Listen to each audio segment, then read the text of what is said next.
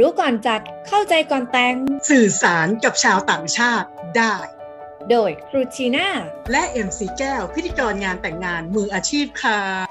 สวัสดีค่ะคุณครูทีน่าสวัสดีค่ะแก้ว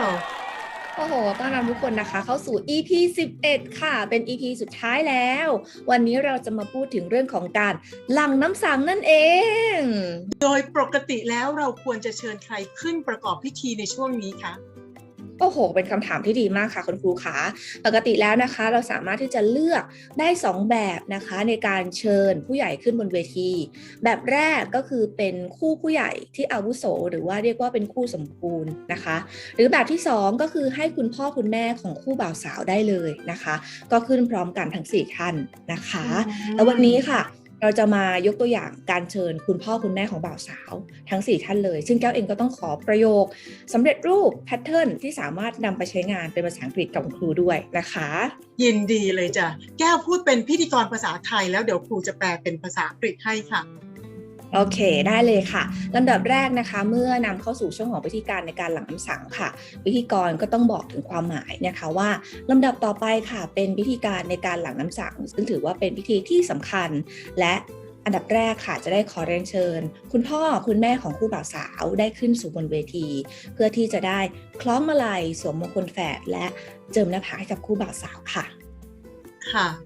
This is the most important part of the wedding ceremony. The bride and groom's parents will officially validate the couple's marriage by pressing the string, connecting them to signify their union as husband and wife.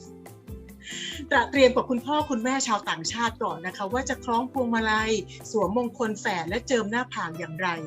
ซองเป็นกรอบพอถึงหน้างานในช่วงพิธีจะได้ราบรื่นสวยงามค่ะโอ้โหสุดยอดค่ะหลังจากที่เราเริ่มประกอบพิธีเชิญคุณพ่อคุณแม่ของบ่าวสาวเรียบร้อยนะคะเราก็จะได้เชิญญาติๆนะคะแล้วก็เพื่อนๆของบ่าวสาวค่ะได้ขึ้นสู่พิธีการเพื่อที่จะได้หลั่งน้ำสังให้กับผู้บ่าวสาวที่มือของบ่าวสาวนั่นเองค่ะFamily and friends, the bride and groom would like to ask for your blessings in this next ceremony called Water Blessing Ceremony.With the holy water blessed by the monks in the morning, we'll pour it over the couple's hands and give blessings to them. อันนี้ก็เป็นอีกหนึ่งช่วงที่เราจะได้เชิญเพื่อนๆนะคะแล้วก็รวมไปถึงญาติๆของบ่าวสาวได้ประกอบพิธีการพร้อมกับบอกถึงความหมายนะคะของสิ่งศักดิ์สิทธิ์ของน้ำที่เราใช้ในช่วงนี้ด้วยเสร็จเรียบร้อยวิธีการช่วงนี้เรียบร้อยค่ะคุณครูทีน่าเราก็จะเชิญทุกคนมาร่วมกันถ่ายภาพค่ะพูดได้ว่า Now let's capture this memorable moment and take some photos together นี่ประโยคนี้พิธีกรควรท่องอย่างยิ่งนะคะเพราะใช้ได้ทุกลำดับพิธีการเลยและได้ใช้บ่อยๆด้วยนะคะแล้วก็อย่าลืมเรื่องของการถ่ายภาพใช่ไหมคะคุณครูทีน่า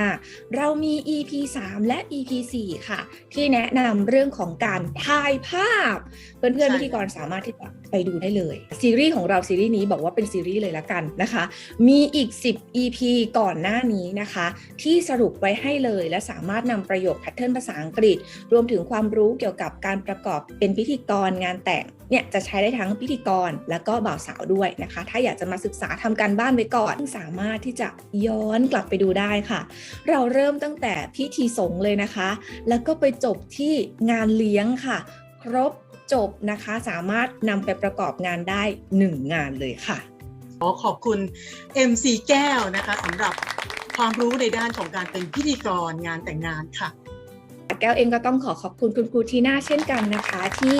มาให้ความรู้นะคะแล้วก็มาแนะนำประโยคแพทเทิร์นสำเร็จรูปภาษาอังกฤษที่ก็จะเข้าใจทั้งคนไทยแล้วก็ชาวต่างชาติด้วยนั่นเองเอาละค่ะสำหรับวันนี้เดี๋ยวเราลาไปก่อนนะคะถ้าเกิดมีซีรีส์ใหม่ๆไม่รู้ว่าจะมาทำเรื่องอะไรเดี๋ยวรอติดตามชมนะคะติดตามชมให้ได้นะคะวันนี้เราลาไปแล้วค่ะสวัสดีค่ะสวัสดีค่ะ